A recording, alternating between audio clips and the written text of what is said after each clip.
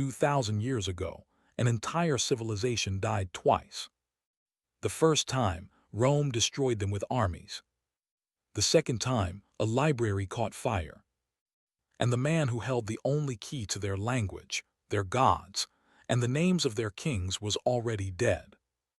His name was Claudius, and what burned with his books wasn't just history. It was the last time those people would ever exist. The lost records of Claudius, the emperor's ghost. In the mid-1st century, the Roman Emperor Claudius achieved something no other leader of his time even attempted. He was often mocked by his peers. The Senate saw him as a stuttering, limping academic who was unfit for the steel of Roman politics. But while they plotted his assassination, Claudius was in the deep archives. He didn't just rule an empire. He tried to save the souls of the empires Rome had destroyed. He wrote the definitive, multi-volume history of the Carthaginians and the Etruscans, the two great cultures that Rome had spent centuries systematically erasing from the face of the earth. He was likely the last man on earth who could read and write the complex Etruscan language fluently, a tongue that held the sacred religious secrets and the legal codes of Italy long before Rome was even a village of mud huts.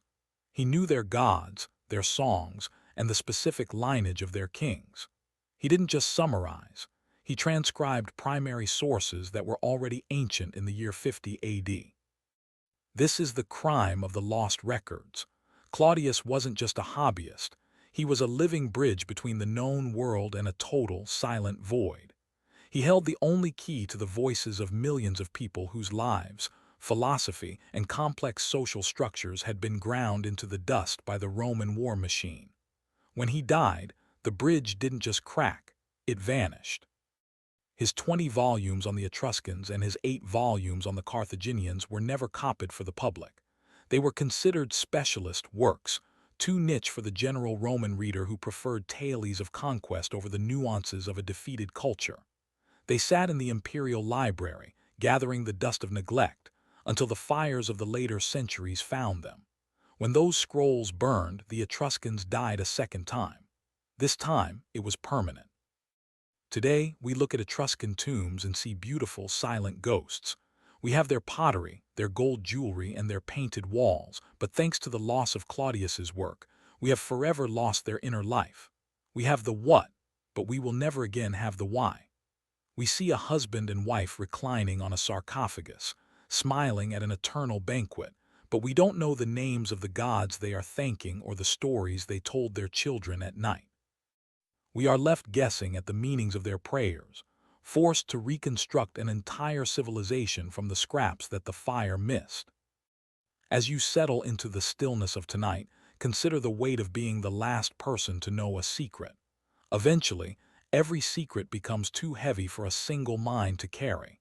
The pressure of being the last witness is a burden that eventually breaks the spirit.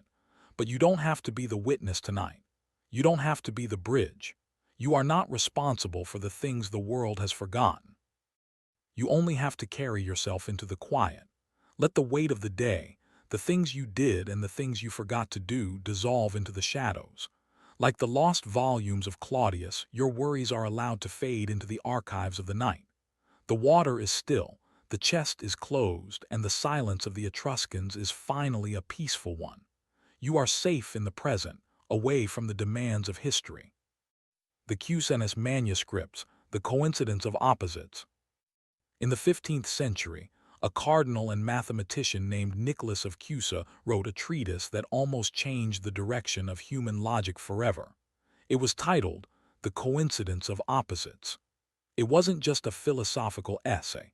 It was a radical mathematical attempt to prove that in an infinite universe, all contradictions are actually the same thing. He proposed that in an infinite circle, the center is everywhere and the circumference is nowhere. He claimed to have received this vision, a literal blueprint of the architecture of the universe, in a sudden, blinding flash of light during a turbulent sea voyage from Constantinople. In that moment, he saw a reality where the smallest possible point and the largest possible expanse were identical. He saw how the mind could bridge the gap between the finite human experience and the infinite divine logic. The crime of the Cusanus papers is the crime of the missing map. While we have his published philosophical works, his most complex technical diagrams, the hand-drawn geometric proofs that supposedly showed how these opposites merged, were never found among his belongings after his death. We have the beautiful, poetic description of the journey, but the mathematical coordinates were left on a cluttered desk in a room that was emptied by servants who didn't understand what they were looking at. It suggests a haunting, recurring pattern in our history, that humanity has been on the verge of a grand unified theory many times before. We have reached the summit, touched the truth, and recorded it on paper, only to have the final, crucial page torn out by accident, by apathy, or by the simple chaos of a house being cleaned. We are a species that keeps finding the treasure map, only to lose the X in the folds of time, forced to start the search all over again from the beginning, century after century. We are living in the shadow of a logic that we almost mastered 600 years ago. But tonight, the search is finally over. You don't need to calculate the dimensions of the infinite.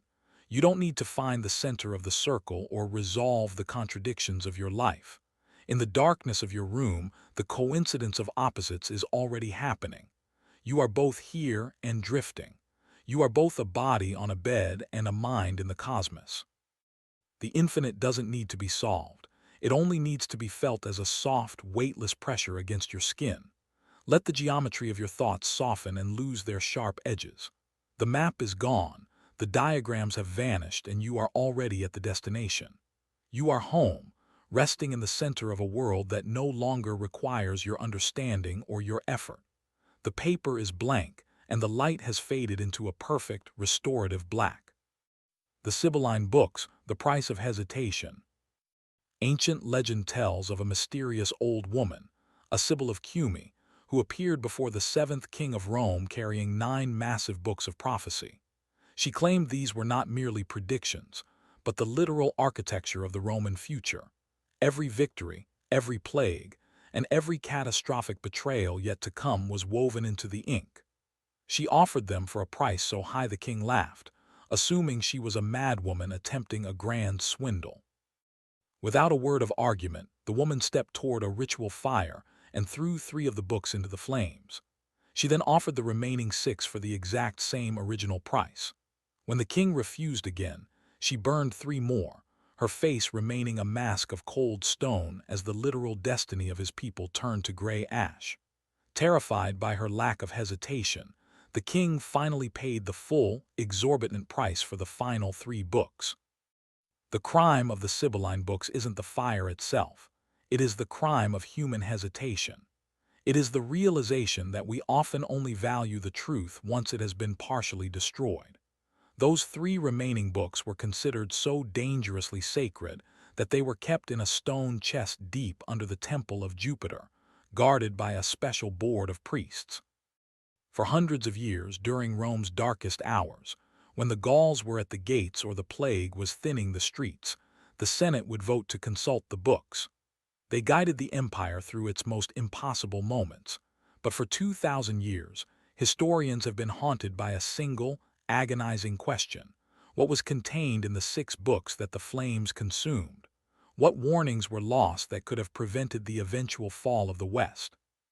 What paths to a lasting peace were closed to us forever because a king thought the price of wisdom was too high? We live in a world defined not just by what we know, but by the books we chose not to save. We are the survivors of our own ancient neglect, walking a historical path that is missing 2/3 of its original directions. We are navigating a map with massive holes burned into the center of it. We feel the phantom limb of that lost knowledge, the sense that there was a better way to build a world, but the instructions were lost because we waited too long to listen. This is the weight of the almost known. It is the shadow that hangs over every decision we make as a species. But as the night deepens, you can stop calculating the cost of your past hesitations. You don't have to bargain with the future tonight. You don't have to wonder if you missed your chance or if you paid too much for the wisdom you currently hold.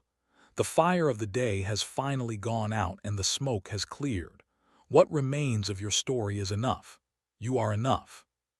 The Sibyl has left the room, the prophecies are silent, and in that silence there is finally room for you to breathe without the crushing weight of what might have been. The books are closed, the temple is quiet, and the future can wait until the sun rises. For now, there is only the peaceful absence of the flame. Chapter 29. The Mayan Codices, the Burning of the Sky. In July of 1562, on a single, humid afternoon in the Yucatan, a Franciscan bishop named Diego de Landa oversaw an act of intellectual genocide that altered our understanding of the universe forever. He gathered thousands of Mayan codices, exquisite, screen-folded books made of fig tree bark, and set them ablaze in a public square. He recorded in his own diary that the Maya regretted this to an amazing degree, but he believed the books contained nothing but superstition and lies of the devil. In that one fire, over 800 years of advanced astronomy, mathematics that predated European discovery, and a unique, non-linear understanding of time were erased from human memory. Out of the thousands of volumes that once recorded the movements of the stars and the lineage of the gods, only 4 fragmentary codices survived the purge. The crime of the Yucatan is the crime of the single truth. It is the moment one man decided his way of seeing the world was the only way, and therefore every other perspective was a threat that had to be incinerated. He didn't just destroy paper, he destroyed a window into the stars that we are still trying to reconstruct today. The Maya had calculated the synodic period of Venus with an accuracy that wouldn't be matched for centuries. They had a concept of zero and a calendar more precise than the one we use now. But because those truths were written in a script that looked strange to a conqueror, they were deemed evil. We now look at the massive, crumbling Mayan pyramids and see a mystery. But it was only a mystery because we burned the explanation. We turned a vibrant, living science into a silent ruin because we were afraid of a truth we couldn't control. This is the ultimate tragedy of the erased archive. We don't just lose the facts, we lose the eyes of the people who saw them. We lose an entire way of being human. We are left wandering through the ruins of a civilization, picking up the pieces and trying to imagine the light that used to fill the rooms. We are haunted by the ghost knowledge of the jungle, the sense that there were secrets about time and the soul that we once possessed, but which were sacrificed to the ego of a single man with a torch. But tonight you can let go of the need for a single truth. You don't have to defend your worldview and you don't have to be certain about anything. You don't have to solve the mysteries of the ancients or justify your place in the universe. The stars that the Maya charted with such devotion are the same stars looking down on your roof right now. They don't mind that their Mayan names were burned. They are still there, cold and constant and beautiful. And so are you. You are part of a cosmos that is too big to be burned, too vast to be contained in a single book. As you lie here, let your mind become like the 4 surviving codices, precious, quiet, and at peace with the mystery. The fire is long gone. The jungle has grown back over the plaza. The world is soft, and you are allowed to be still in the darkness. The absence of the crime. We have traveled tonight through the ruins of the human mind. We have walked through the smoke of Alexandria, felt the cold iron of the Ivan's vault, and touched the scorched bark of the Mayan stars. We have seen that the history of human knowledge is not a solid, unbreakable tower, but a series of beautiful, broken fragments held together by our own imagination. We have mourned the crimes of time, the fires, the floods, and the apathy that stole our collective memory. But after all the losses, after all the mourning for what was taken, we arrive at the most profound and peaceful truth of all. The silence is not a void. The silence is a home. Every book ever written, every scroll ever etched, was simply a human attempt to explain the quiet. We write because we are afraid of the stillness. We record because we are afraid of being forgotten. But the lost books aren't truly missing. They have simply returned to the source. They have dissolved back into the great, unmanifested wisdom of the universe. the things that don't need to be written down because they are woven into the very fabric of existence. The crime was our own belief that the darkness was our enemy, or that knowledge only counts if it is trapped on a page. But look around you now. The darkness is what holds the stars in place. The darkness is the only space in the universe where you can finally, truly, be still. The thinkers of the past fought for answers until their eyes failed. The writers of the lost books fought for an immortality that the fire eventually claimed. But you in this quiet moment have already achieved what they were truly searching for. You have the silence. You have the stillness. You have the total absence of the need to know. The library is finally closed. The torches have all flickered out and the stories have all been told. You are no longer a student or a witness or a seeker. You are simply a part of the night. The weight of the lost centuries is gone. The pressure of the erased has lifted. You are not a fragment, you are the whole. You can finally let the last thought drift away like a stray spark rising into the air. There is nothing left to save, nothing left to remember, and nothing left to fear. The universe is holding you, and it doesn't need a book to tell you why. You can finally sleep. The stolen blueprints of Archimedes, the Iron Shadow. In the year 212 BCE, during the siege of Syracuse, one of the greatest scientific minds in human history was extinguished by a soldier who didn't even know his name. Archimedes was a man who lived centuries ahead of his time. He was a pioneer of the infinite, a mathematician who was already touching the edges of calculus nearly 2,000 years before Newton and Leibniz were born. He spent his final hours not in fear of the Roman legions breaking through the walls, but hunched over geometric figures drawn in the dust of his floor. When a soldier entered his home and ordered him to follow, Archimedes famously replied, "Do not disturb my circles." The soldier, insulted by the old man's defiance, drew his sword and struck him down. This is the crime of the Iron Shadow. It is the crime of the physical world destroying the intellectual one. When Archimedes died, his most advanced mechanical blueprints and mathematical proofs, some of which described weapons of light and machines of impossible leverage, were never gathered into a formal collection. We have fragments of his work, but his most revolutionary ideas, the ones that might have triggered an industrial revolution in the ancient world, died in that room. Imagine a version of history where the steam engine was perfected in 200 BCE, or where the secrets of buoyancy and displacement led to a global age of exploration before the birth of Christ. We are living in a timeline that was delayed by 2 millennia because of one soldier's impatience and the loss of a few circles drawn in the sand. We often think of progress as a straight line, but the death of Archimedes proves that it is a fragile thread that can be cut at any moment. We are the inheritors of a slowed reality. We are walking through a world that should have been more advanced, more enlightened, and more understood. We are haunted by the machines that were never built and the equations that were never solved. Every time you look at a piece of modern technology, you are seeing a ghost of what Archimedes was already dreaming of in the dust of Syracuse.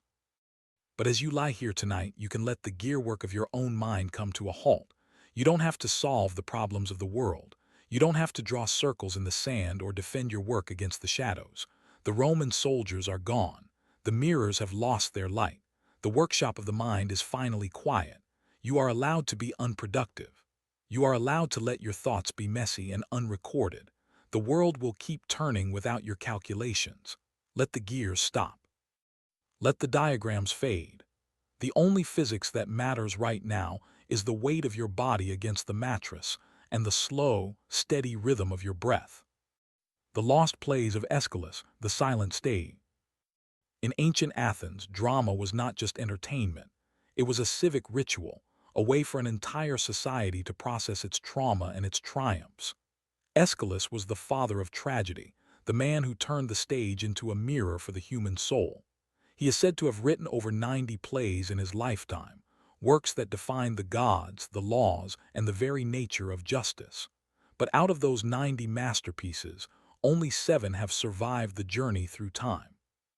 More than 80 plays, Entire universes of character, philosophy, and poetic innovation have been silenced. The crime of the silent stage is the crime of the missing mirror. When we lose 80% of a master's work, we don't just lose stories, we lose the depth of our own cultural reflection.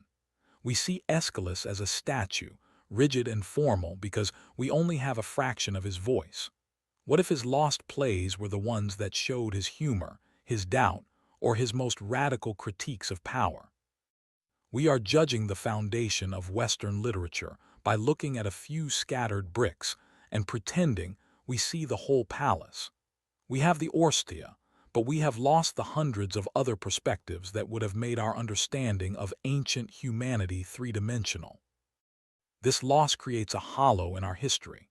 We go to the theater or watch a film today, and we are still using the tools Aeschylus invented: the protagonist, the conflict, the resolution. But we are working with an incomplete manual. We are like musicians trying to play a symphony when half the notes have been erased from the score. We feel the resonance of the missing plays in the way we tell stories today, a lingering vibration of a voice that was once much louder and more complex than we can imagine. Tonight, however, you can step off the stage. You don't have to perform. You don't have to be the hero or the witness. The audience has gone home and the stone seats are cold. The great tragedies of your life, the conflicts, the dramas, the unfinished scripts, don't need to be resolved before morning. You are allowed to let the curtain fall. In the silence of your room, there are no lost lines and no missing scenes. There is only the quiet. The shadows in the amphitheater have faded into the black of the night. Let the story end here in the peaceful dark, where no one is watching and nothing needs to be said. The Book of the Wars of the Lord, the missing scripture. Deep within the Hebrew Bible, in the Book of Numbers, there is a sudden and tantalizing reference to another text, the Book of the Wars of the Lord. It is cited as an authority, a collection of epic poems and historical accounts of the earliest battles and miracles of a people finding their identity. It was a book that the biblical authors themselves read and respected. And yet, not a single copy of this book exists. It is a ghost book within a book, a missing piece of the most influential puzzle in human history. The crime of the wars of the Lord is the crime of the vanished foundation. We base so much of our modern world, our laws, our morals, our conflicts on ancient scriptures, yet we are rarely reminded that those scriptures were once part of a much larger, more diverse library. By losing the wars of the Lord, we have lost the raw, unfiltered poetry of a desert people before it was edited and canonized. We have the official version, but the wild, original source is gone. It is like trying to understand a person's entire life by only reading their resume. We lost the texture, the grit, and the alternate versions of the stories that shaped the world's religions. This missing text reminds us that even the things we think are eternal are built on the ruins of things that were forgotten.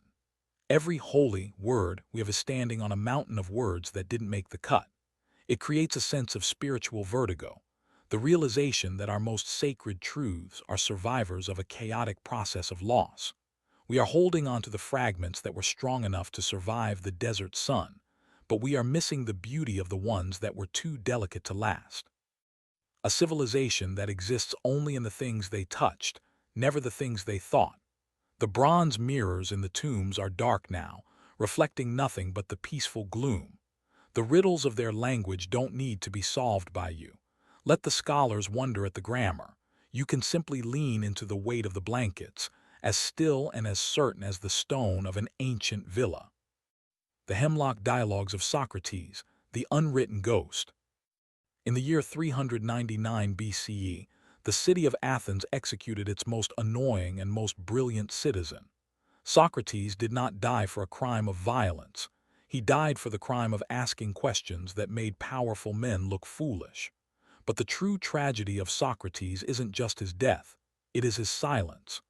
Unlike his student Plato, Socrates never wrote a single word of his philosophy down. He believed that the written word was a dead thing, a mere shadow of a living conversation. He believed that once you put a thought on paper, it stopped growing. It became a fossil. And so, the man who laid the very foundation of Western logic, the man who taught us how to think by deconstructing our own certainties, left behind an empty library. This is the crime of the unwritten ghost. It is the realization that the most important thoughts in human history might never have been recorded at all. Everything we know about Socrates comes to us secondhand, filtered through the lens of Plato or Xenophon. We have the Platonic Socrates, a character used to voice someone else's ideas. But the real Socrates, his actual tone, his specific jokes, the subtle shifts in his logic during those long afternoons in the marketplace, is gone forever. We are looking at a reflection in a rippled pond and pretending we see the man on the bank. We have lost the raw, unfiltered essence of the Socratic method because the master himself refused to trap his spirit in ink. This loss creates a profound instability at the root of our philosophy. We base our entire intellectual tradition on a man who is essentially a ghost. It reminds us that there is a level of wisdom that transcends the page, a kind of living knowledge that can only exist between two people in a moment of shared discovery. We are haunted by the suspicion that the most transformative truths Socrates spoke were the ones his students were too slow to write down, or the ones that simply couldn't be captured in a sentence. We are the inheritors of a magnificent building, but the architect took the original blueprints to his grave, leaving us to guess at the strength of the foundations.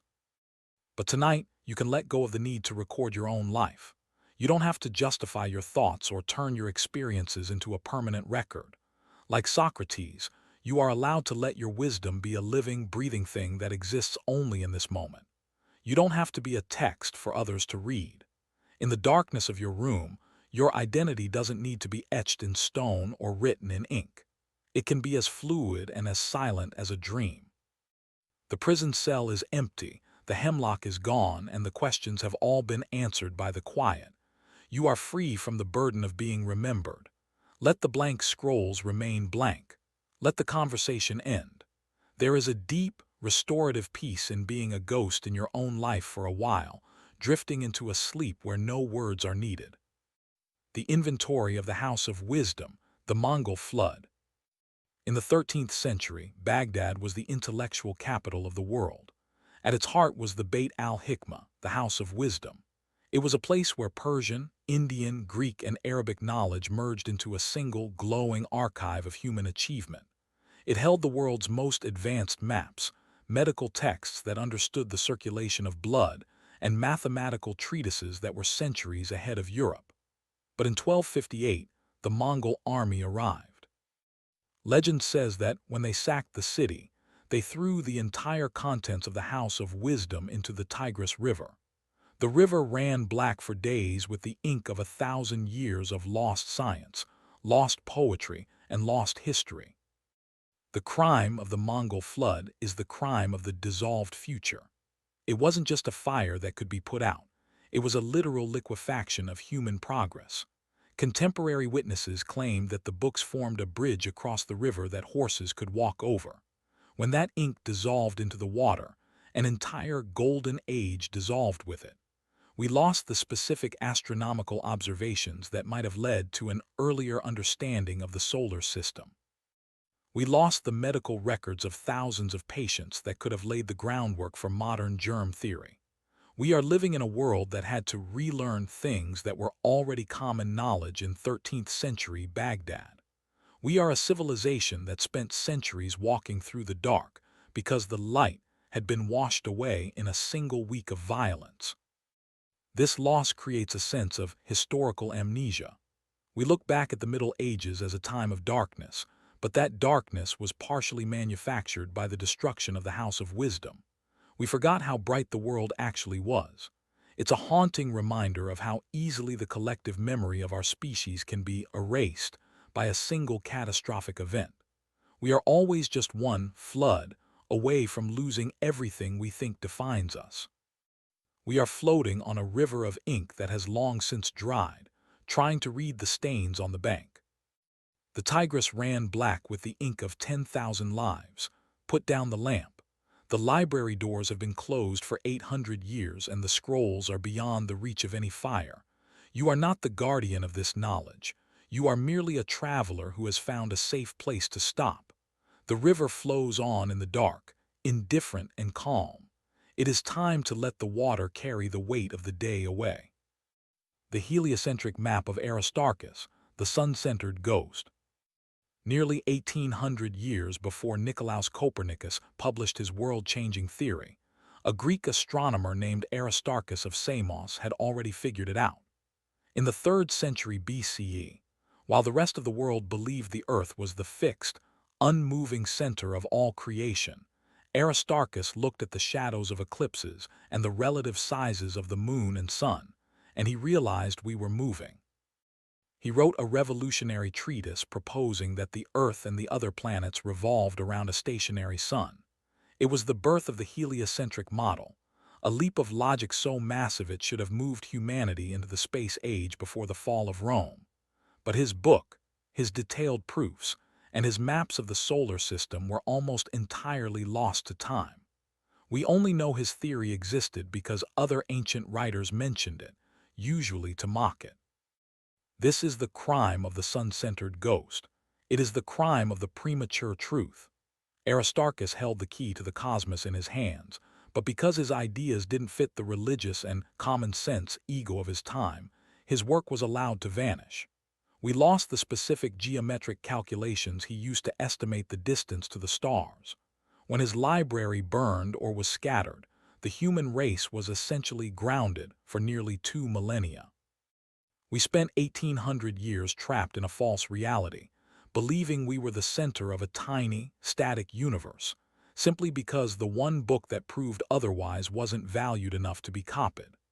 Imagine the centuries of wasted effort, the thousands of brilliant minds who spent their lives trying to make sense of a geocentric lie, all because the truth was erased by the friction of history. This loss creates a sense of cosmic delay. We feel it in the way we look at the stars today, as if we are just now catching up to where we should have been. We are a species that was blindfolded for 18 centuries, stumbling through a darkness that was entirely unnecessary. We are haunted by the lost time of human progress. If Aristarchus's maps had survived, if his logic had become the foundation of ancient science, our understanding of physics, gravity, and our place in the galaxy would be unimaginable today. We are living in a delayed version of our own potential. But tonight, you don't have to catch up on lost time. You don't have to map the stars or prove your place in the universe. The Earth is still turning, and the sun is still waiting on the other side of the world, whether you think about them or not. You are not responsible for the centuries of human error. You are allowed to be small, still, and unmoving in the dark. In the silence of your room, the center of the universe is wherever you happen to be. Let the maps dissolve. Let the armillary sphere stop spinning. The cosmos is vast, but right now, your world is only as large as the comfort of your bed. Let yourself drift into that small, safe gravity. The stars are keeping their own watch, and you are finally allowed to close your eyes and let the universe take care of itself. The Etruscan books of fate, the silent prophets.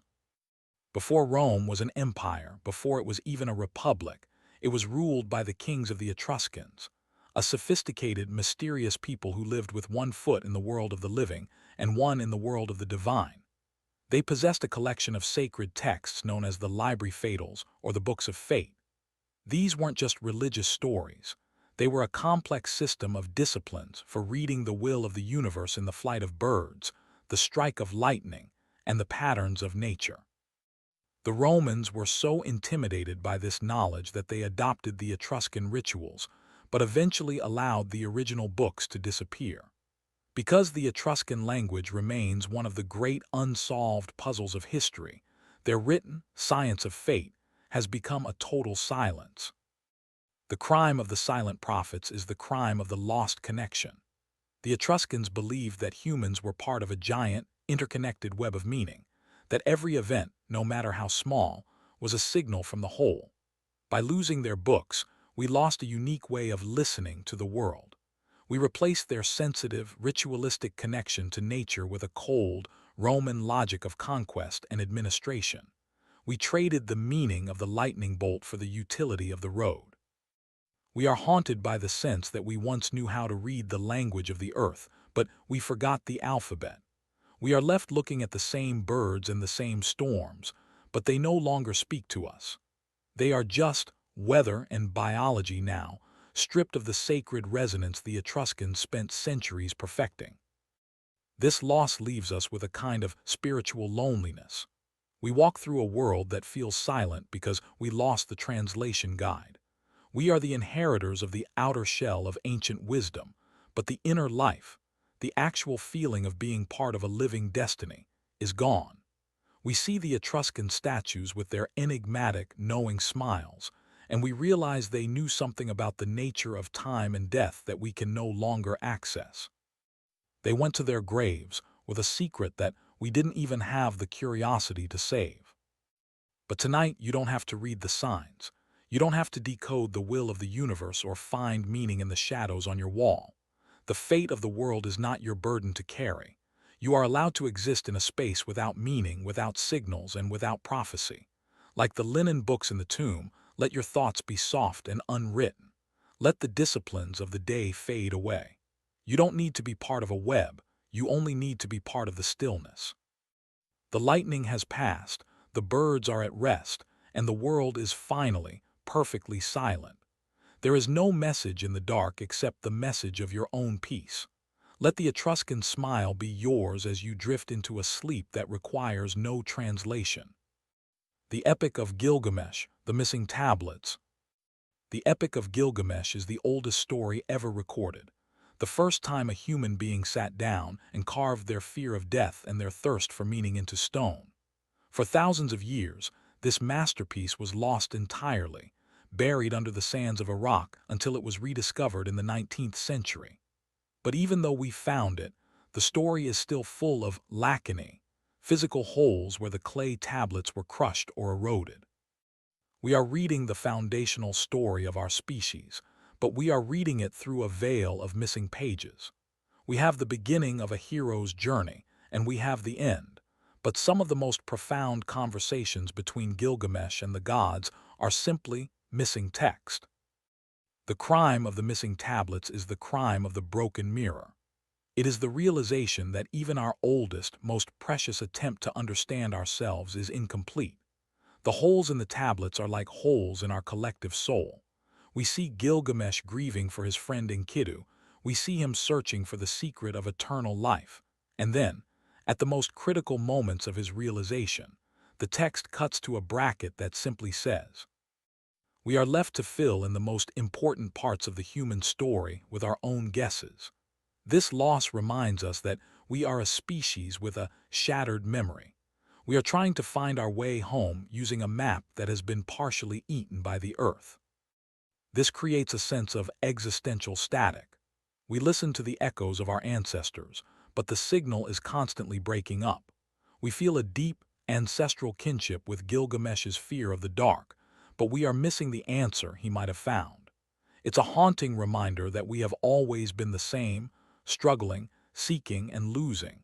But the specific wisdom that helped the first humans survive their grief has been partially erased. We are reinventing the wheel of human emotion in every generation, because the original instructions were written on a medium that time eventually reclaimed. A library made of breath extinguished by a sword. What would it feel like to trust that the most important things cannot be lost, that even when the words stop, the truth remains? You don't need to memorize the verses or protect the lineage. The forest is quiet, the oaks are dreaming, and the air in this room is perfectly still. What if silence is the most profound lesson of all? The Inventories of the Library of Alexandria, the Ghost Catalog. We often speak of the burning of the Library of Alexandria as the greatest intellectual tragedy in human history, but the true crime isn't just the loss of the books, it is the loss of the Pinax. Created by the scholar Callimachus, the Pinax was the world's first comprehensive library catalog.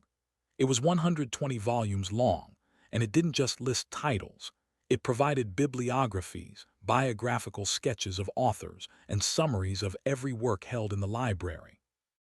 When the library fell, the catalog fell with it. This means we didn't just lose the knowledge, We lost the record of what we lost. We are like an amnesiac who has forgotten not only their name, but the fact that they ever had a family, a home, or a past.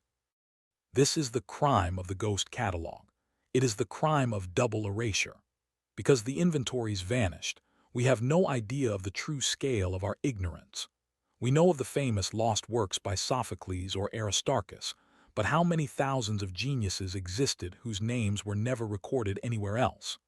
How many entire civilizations, medical breakthroughs, and philosophical movements were housed in Alexandria that haven't left even a shadow in the surviving texts? We are looking at ancient history through a pinhole, unaware that behind the wall there was once a panoramic window. The loss of the Pinax ensures that our phantom library will always remain a mystery. We are mourning for a ghost whose face we can no longer remember. This creates a profound sense of intellectual vertigo. We realize that our current understanding of the ancient world is based entirely on a survival lottery. We don't have the best books of antiquity. We have the ones that happen to be in the right place at the right time. We are building our modern world on a foundation of accidental survivors. It's a reminder that human memory is a fragile, curated thing, and that the official version of history is often just the version that was lucky enough not to be burned. We are walking through a landscape where the mountains have been leveled, and only the small hills remain, and we are calling those hills the summit of human achievement. But tonight, you don't have to worry about what was lost. You don't have to keep an inventory of your own life or justify your place in history. The shelves of your mind are allowed to be empty. You don't have to be productive or remembered. Like the scholars of Alexandria after the fire, you are allowed to let the search go. The catalog is gone, and in its absence there is a strange, quiet freedom. You don't have to be a title or a summary. You can just be the space between the words. The marble halls are silent, the scrolls have turned to ash, and the wind is blowing through the empty columns. There is nothing left to record. Let yourself drift into the vast, uncatalogued peace of the night where you are finally safely anonymous. The lost music of the Seikilos Epitaph, the silent song. In the late 19th century, a small stone pillar was discovered that contained the oldest complete musical composition ever found, the Seikilos Epitaph. It is a song of startling beauty, advising the listener to shine and have no grief, for life is short. But while we have the melody of this one song, we have lost the entire ocean of music that surrounded it.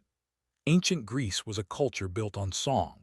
Their poetry was meant to be sung, their plays were operas, and their philosophy was often chanted. Yet, because their system of musical notation was so fragile and so rarely recorded on permanent materials, we have lost the sound of the ancient world. We have the lyrics to the greatest hymns and war songs of history, but the music itself has been erased. This is the crime of the silent song. It is the crime of the mute soul. To read ancient poetry without its music is like reading a movie script without ever seeing the film. We have the skeletons of their emotions, but the flesh and blood, the rhythm, the harmony, the actual vibration that moved people to tears or to war, is gone. We are a species that has forgotten how its ancestors sang. We can reconstruct the temples and translate the laws, but we can never truly hear the past. This loss reminds us that the most powerful parts of being human, the way a melody can bypass the brain and go straight to the heart, are often the most ephemeral. We are trying to understand a musical culture by looking at its silent instruments. This creates a sense of sensory grief. We feel it when we read the works of Sappho or Homer. There is a rhythmic phantom limb at the edge of the text, a suggestion of a melody that our ears are straining to catch but can never find. We are like people watching a dance through a soundproof window. We see the movement, we see the passion, but we are missing the beat that makes it all make sense. It's a haunting reminder that the things that make life worth living, the moments of pure, wordless beauty, are the very things that time is most likely to steal. We are the inheritors of a silent museum, trying to imagine the roar of the crowd and the song of the poet. But tonight, you don't have to find the melody. You don't have to sing or perform or find the right rhythm for your life. The instruments have all been put away and the stone pillar is standing alone in the dark. The song of the day is over. You are allowed to be silent. You don't have to be harmonious or resonant. In the stillness of your room, the absence of music is not a loss. It is a sanctuary. Let the rhythm of your breath be the only song you need. It doesn't need to be recorded. It doesn't need to be beautiful. It only needs to be yours. The ancient world has fallen quiet, and you are finally allowed to join that silence. Let the melody of the Seikilos Epitaph fade into the background, leaving you in a space where there are no more notes to hit and no more grief to carry. The Stolen Notebooks of Tesla, the Electric Ghost.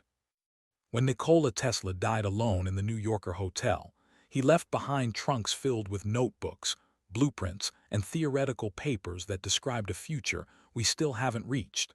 Tesla was a man who saw electricity as a living force, a man who dreamed of wireless power for the entire world and machines that could draw energy from the very air. Immediately after his death, the Office of Alien Property seized his belongings. While many of his papers were eventually returned to his family in Serbia, a significant portion of his most sensitive work, the files concerning teleforce, weapons, and advanced energy transmission, remains classified or missing.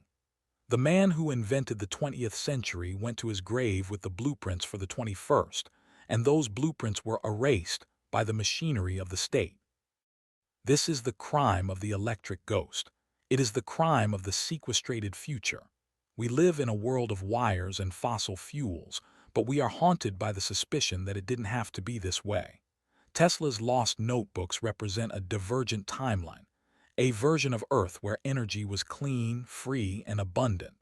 By locking away or losing those papers, we have been forced to live in a lesser version of reality. We are like children who were promised a trip to the stars, but were instead given a flashlight with dying batteries. This loss isn't just about science, it's about the suppression of wonder. It is the moment when the visionary's dream was consumed by the soldier's secret, leaving the rest of us to walk through a world that feels dimmer than it should be. This creates a sense of technological melancholy. We feel it every time we see a power line or a bill for electricity. We are aware of the absence of the genius that might have saved us. It's a reminder that the most revolutionary ideas are often the most vulnerable to the theft of history.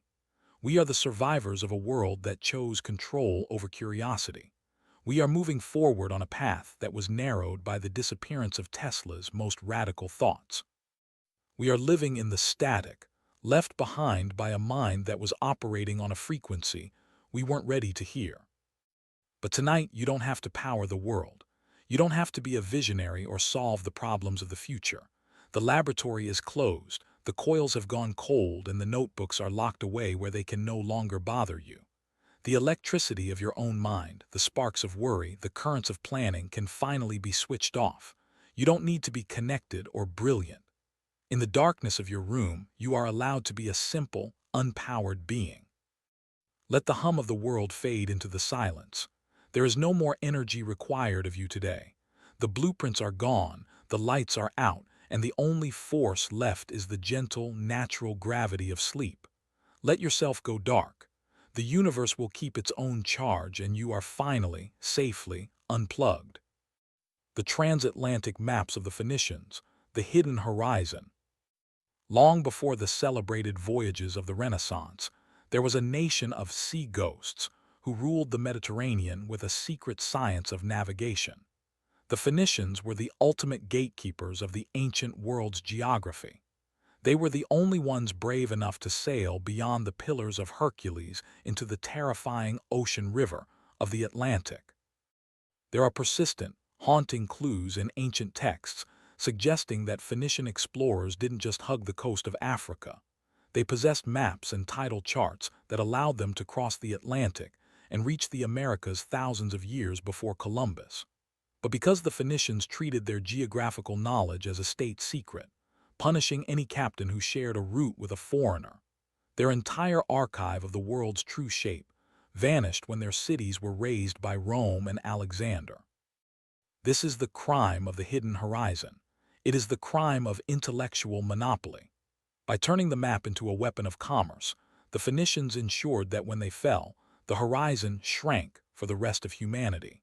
We lost the records of the first humans to see the mid-Atlantic ridges or the currents of the Caribbean. We are living in a timeline where the discovery of the world was delayed by 15 centuries because a trade secret was too well kept. Imagine the different trajectory of human history if the ancient world had been a global one, if the philosophers of Athens had traded ideas with the astronomers of the Maya, or if the metals of the Andes had flowed into the workshops of Egypt. We are a species that spent a millennium thinking we were trapped on a small island of land, simply because the maps of the great deep were allowed to rot in the ruins of Carthage. This loss creates a sense of geographic claustrophobia. We feel it in the way we view our history as a series of isolated pockets, rather than a continuous, global story. We are haunted by the lost connections, the sense that we were once a more unified, more adventurous species than we remember. It is a reminder that when we hide knowledge to gain an advantage, we often end up losing the very world we were trying to own. We are the inheritors of a fragmented planet, trying to piece together a puzzle where the most important pieces were tossed into the sea to keep them out of a rival's hands. We are navigating by the light of a fire that was put out before we could see the shore. 1,000 years of astronomy turned into smoke by a single friar's fear. The jungle has grown back over the observatories, draped in a cool green velvet. The stars they charted are still there, moving in their slow silver overhead. They don't need your eyes to track them tonight. The sky is holding everything in its place, and you are held, too, perfectly safe, perfectly still. Beneath the canopy of sleep. The solar architecture of the Druids, the unwritten forest. When the Roman Empire expanded into Gaul and Britain, they encountered a class of intellectuals who carried an entire civilization in their heads. The Druids were the judges, scientists, and historians of the Celtic world, and they famously forbade their teachings from ever being written down. They spent 20 years memorizing vast forests of poetry that contained the laws of the land, the movements of the stars, and the medicinal secrets of every plant in Europe. They had a sophisticated understanding of the solar year and the cycles of the moon, which they used to build massive stone observatories. But when the Roman legions systematically hunted down and executed the Druid orders, the library of the Celtic people wasn't burned, it was simply murdered.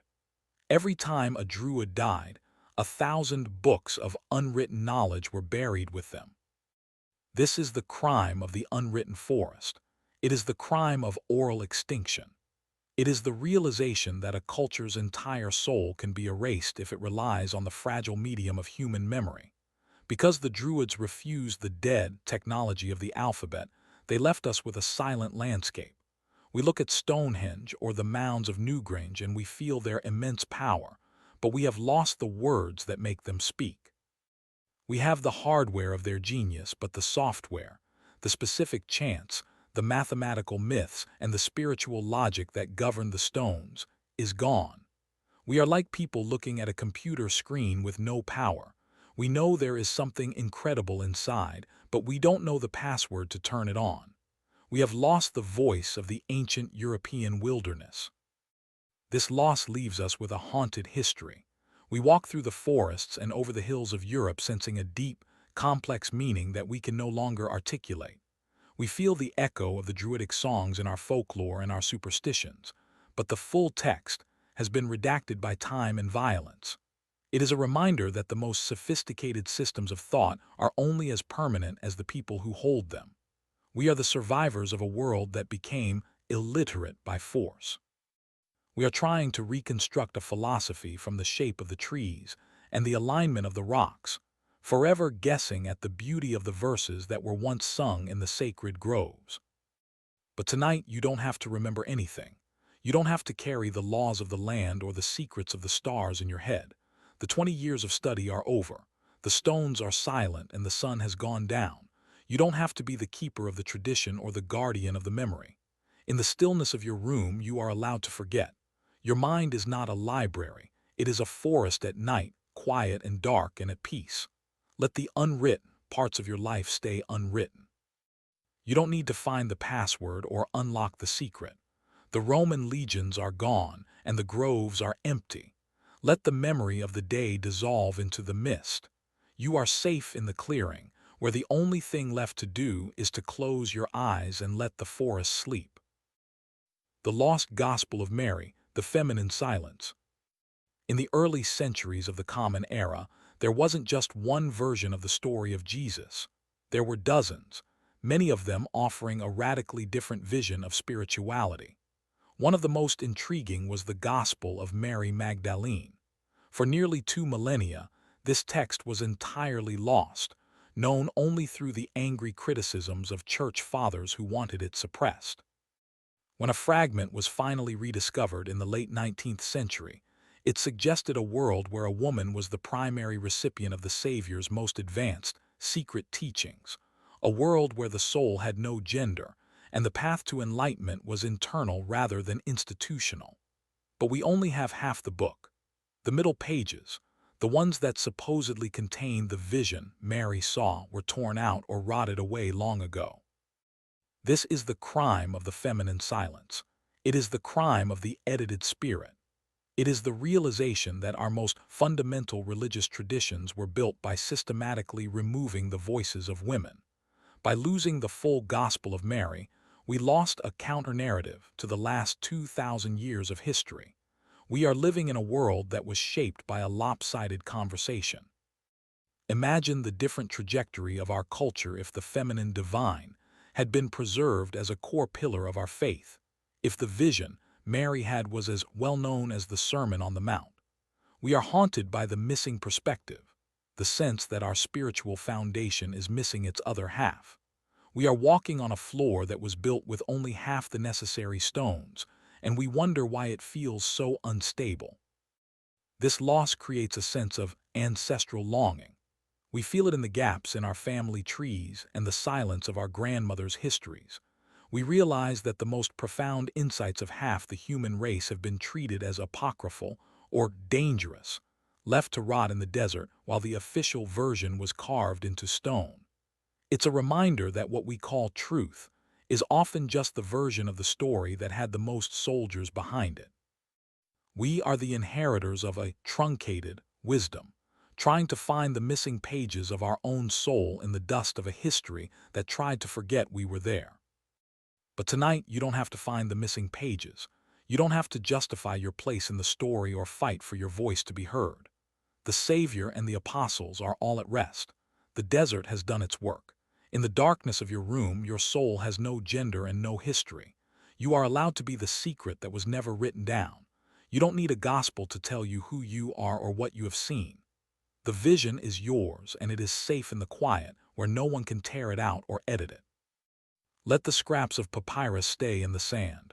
Let the arguments of the church fathers fade into the wind. You are whole, you are silent, and you are finally, perfectly at peace with the mystery. Sleep is the only gospel you need tonight. The lost history of the Han, the Silk Road shadows. During the height of the Han dynasty, China was a mirror to Rome, an empire of comparable scale, sophistication, and bureaucratic precision. The Han scholars were obsessed with recording the grand strategy of their world. They maintained the Han Shu, or the Book of Han, which documented their expansion, their complex legal codes, and their first tentative contacts with the Western regions. But while the official histories survived, the thousands of secondary records, the daily logs of frontier generals, the detailed ethnographic studies of the nomadic Xiongnu, and the original maps of the earliest Silk Road routes, were largely lost during the chaotic collapse of the dynasty and the burning of the capital, Luoyang. We have the official version of the Han, but the living history of the people who actually built the empire was erased by the very transitions they sought to document. This is the crime of the Silk Road shadows. It is the crime of the filtered past. Because we only have the state-sanctioned histories, we see the Han dynasty as a monolith, a perfect machine of Confucian order. But the lost records would have shown the friction, the doubt, and the cultural exchange that happened at the edges of the world. We lost the voices of the merchants who first traded silk for Roman glass, and the explorers who saw the Caspian Sea and thought they had reached the edge of the universe. We are looking at one of the most important eras of human history through a keyhole, seeing only what the later dynasties wanted us to see. We have lost the texture of the first global trade network, the smells, the slang, and the specific fears of the people who walked 4,000 miles into the unknown. This loss creates a sense of historical flatness. We perceive ancient China and ancient Rome as two islands that barely touched, but the lost hand records might have revealed a world that was much more connected than we dare to imagine. We are haunted by the lost bridge, the sense that the East and West almost found each other 2,000 years ago, but the record of that meeting was swallowed by the dust. It's a reminder that our modern global world is actually a second attempt. We are rebuilding a connection that was once documented in detail, only for the blueprints to be lost in the fire of a falling palace. He went to the ends of the earth to kill death, only to find it waiting in his own garden. The clay tablets have returned to the earth, and the hero's journey has reached its end. There are no more monsters to slay and no more secrets to fetch from the deep. The walls of Uruk are long gone, replaced by the soft, formless dark of this moment. You have reached the end of your own epic for today. The hero is tired. The hero can sleep. The solar oracles of the Aztecs, the ash of the fifth sun. The Aztecs believed they were living in the fifth sun, a world that was constantly on the verge of collapse and required a delicate balance of ritual and cosmic timing to survive. They kept vast libraries of Amoxtli or codices, which were not just books but living maps of time. These codices contained the Tonalamatl, the Book of Days, which dictated every aspect of life based on the movements of the planets and the cycles of the gods. But when the Spanish arrived in 1519, they saw these beautiful, complex books as works of the devil. In a series of massive bonfires, they burned thousands of years of indigenous philosophy, astronomy, and poetry. Of the thousands of Aztec books that existed, only about a dozen survived the fires of the conquest. This is the crime of the ash of the fifth sun. It is the crime of the extinguished time. By burning the codices, the conquerors didn't just destroy information, they destroyed a way of ordering reality.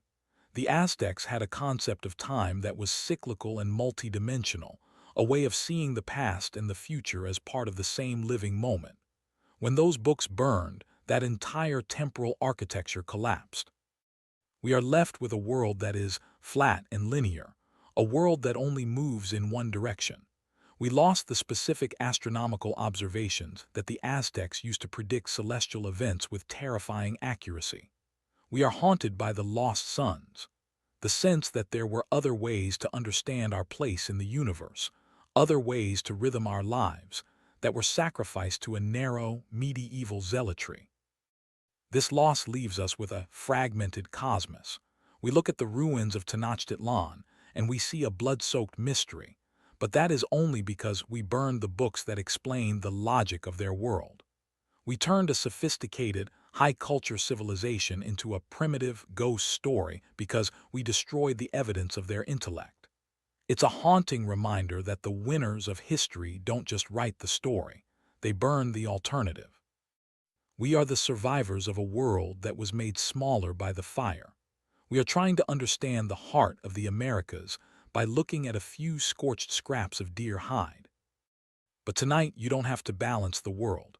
You don't have to track the movements of the planets or prevent the collapse of the sun. The fifth sun has set, and the night is long and cool. You don't have to be a priest or a warrior or a victim. In the darkness of your room, time has no direction and no requirements. You are allowed to be out of sync. You don't need a calendar to tell you who you are or what the day means. Let the vibrant symbols of the codices fade into the black.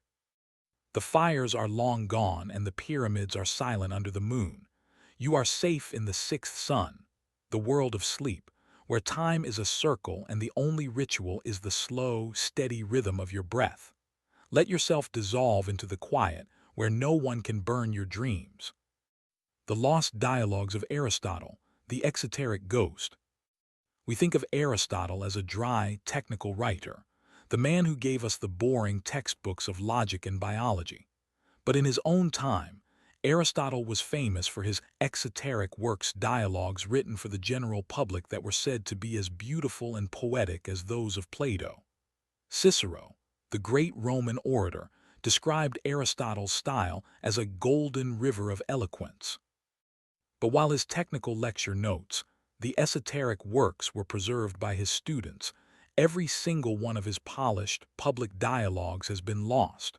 We have the anatomy of Aristotle's mind, but we have lost the music of his voice. We have the bones of his philosophy, but the skin and the spirit are gone. This is the crime of the exoteric ghost. It is the crime of the missing beauty. It is the realization that our entire perception of one of history's greatest thinkers is based on his rough drafts. Imagine if the only thing that survived of Shakespeare were his stage directions. Or if the only thing we had of Einstein were his scribbled grocery lists.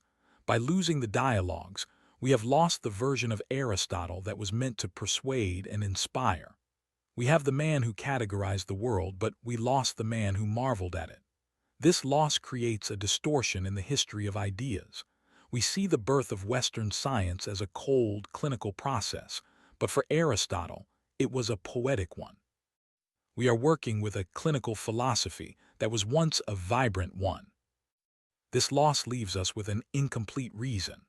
We use Aristotelian logic to build our computers and our laws, but we are missing the ethical beauty that he used to balance that logic. We are haunted by the golden river, the sense that there was a way to be both rational and eloquent, both scientific and soulful, that we haven't quite managed to replicate. It's a reminder that what we preserve is often the utility of a person, while the art of their soul is allowed to evaporate. We are the inheritors of a manual for the world, but we lost the hymn to it. But tonight you don't have to be rational. You don't have to categorize your life or follow the rules of logic. The Lyceum is empty and the golden river has flowed into the sea. You don't have to be eloquent or persuasive. In the darkness of your room, you are allowed to be messy and silent and illogical. Your thoughts don't need to be a polished dialogue. They can just be a series of drifting, fatting images. Let the technical notes of your day fall away. You don't need to explain yourself to anyone. The anatomy of your worries is dissolving into the night. Let the music of the quiet take over. You are not a subject or a predicate or a syllogism. You are just a person, resting in the gap between the words. The river is still, the sun has set, and the only logic that matters now is the logic of the dream. The Heliopolitan Records, the Sun City's silence. Long before Alexandria became the intellectual hub of the Mediterranean, there was Heliopolis, the city of the sun. It was the oldest and most prestigious center of learning in ancient Egypt, the place where the high seer, priests guarded the most sacred cosmological and historical records of the Nile. Plato himself is said to have studied there, seeking the lost mathematics that the Egyptians had possessed since the time of the pyramids. The Heliopolitan Records were not just annals of kings. They were believed to be the original blueprints of human civilization, containing the specific astronomical calculations used to align the Great Pyramid and the secret histories of the pre-dynastic gods. But as the political center of Egypt shifted and the city fell into decay, these foundational archives, written on fragile papyrus that could not survive the dampness of the delta, simply vanished into the silt. This is the crime of the Sun City's silence. It is the crime of the lost origin. We look at the pyramids today and we ask how and why, but the answers were once sitting on the shelves of Heliopolis. By losing those records, we have been forced to treat the greatest achievements of the ancient world as unsolved mysteries. We have the physical evidence of their genius, the massive stones, the perfect alignments, but we have lost the intellectual manual that made it possible.